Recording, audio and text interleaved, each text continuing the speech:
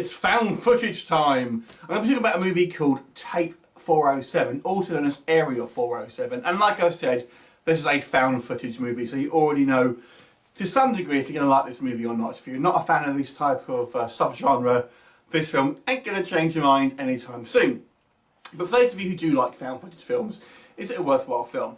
Well, let me tell you, this film has actually a bit of an interesting story behind it, because the dialogue in this film is near enough all ad-libbed. Not necessarily don't let that put you off, because it actually works quite well. The basic story here centres around a group of people who board an aeroplane. They're basically going from one sort of side of America to, I think it's New York to Los Angeles.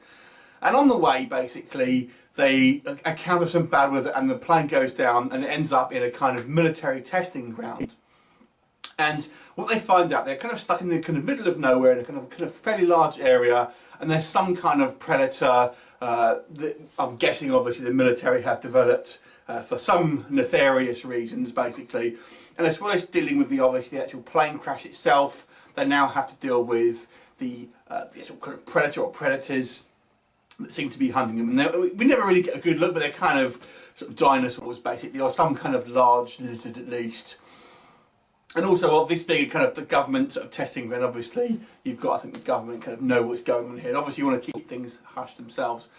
So it really focuses on two sisters, one of which from the start has this kind of video camera, and basically it brazenly sort of introduces to the kind of the cast or the main sort of players within this kind of plane. It just so happens that one of these kind of other passengers they get friendly with is also a photographer. So we have a kind of couple of setups for this kind of you know, why there's cameras on there, because at some point I do think, why are people filming this? But there is one of these in certain found footage films.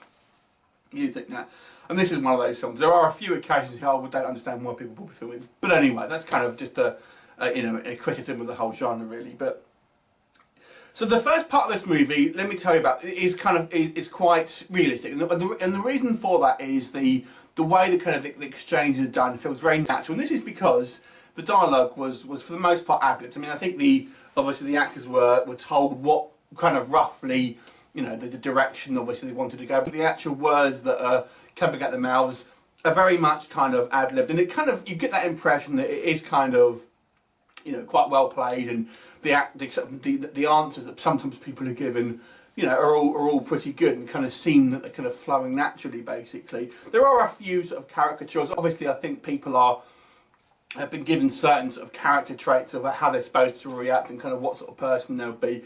And they do end up, some of them becoming kind of stereotypes to a certain degree. But nonetheless, I actually thought it was a, you know, fairly successful experiment, you know, not having this kind of particularly sort of word-for-word script and letting the actors kind of, you know, have a little bit more freedom with it. For me, that part of it sort of worked. And as a found footage film goes, like I said, the initial sort of half of this movie, probably 2/3 in a way, were actually pretty good and pretty exciting. And, you know, the actual plane crash itself, you do get that, I'd say, a genuine kind of, you know, sense of dread. And you don't obviously see a whole lot of being a found footage film, but nonetheless, that's it, that kind of claustrophobia that you can't, you know, there's nothing you can do about it, you're going down, and that kind of sense of panic and the kind of the aftermath. It did seem to me that they didn't particularly look for many survivors. I think it's about 7 or 8 survivors when they land.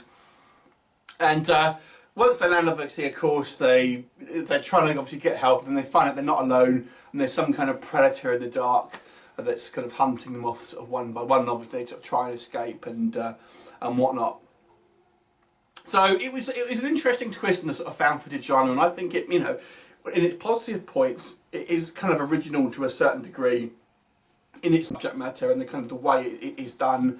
And like I say, 2/3 of this movie, I think, are shot fairly sort of realistically and actually quite enjoyable. However, there are a few problems with it. One of the problems that is not just in the last third of the movies I'll come on to in a minute, this is all the way through. Now, one of the issues that I really did notice in this movie is the direction that the cameras are being pointed. So once they land, they kind of hear these kind of rustling and kind of growls and stuff in the distance. Now, and what we're seeing is that the people that are holding the camera are focusing on, and these are the only lights they have at this point, bear in mind, they're focusing on the reactions of other people in the kind of you know, in the kind of the small crowd that sort of gathered there. Now, if you had the only lights and there was some kind of growling, you'd be using the light to look about, you know, what's kind of around and trying to and see what's going on. You wouldn't be focusing on the reaction shots of your comrades, basically. So that kind of bothered me a little bit, because it made it look like you know, an unrealistic film in that regards. The other thing I think you're going to have a complaint with here is sometimes you can't tell what's going on. There's a lot of obviously shaky cam. That's what was with most found footage films. So I think this will annoy some people, because it does get you know, a little bit distracting sometimes. I mean, I do expect a certain degree of it, but there are occasions. The majority of action here is kind of set at night, so it's a bit dark sometimes, and you're kind of struggling to really kind of see what's going on. In regards to the actual creatures themselves, we only ever really see kind of flashes.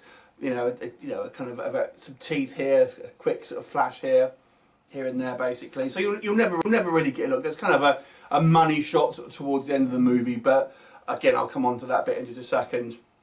So one of the issues I do have with this film, the last third to me kind of falls apart a little bit, because people start making decisions that just don't make sense, and some of the directions that it goes in I don't really like. And one of the big bears for me, they actually come across a car. I won't kind of go too much into it, and what happens and what people don't do with the car just beggars belief. I think it's absolutely ridiculous.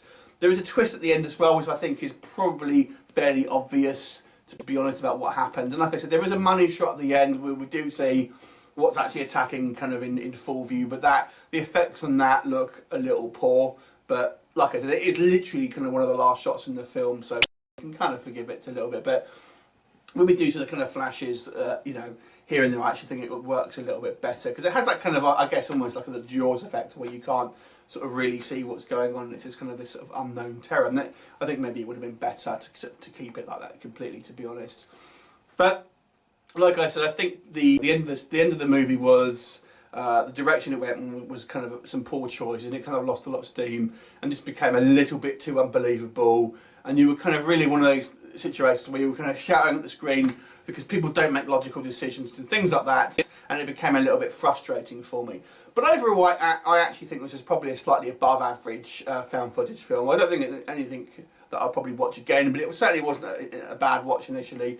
So I'm going to give this movie a 6 out of 10. What did you think of it? If you've seen it, leave me a comment, and I'll look forward to seeing you next time. Bye for now.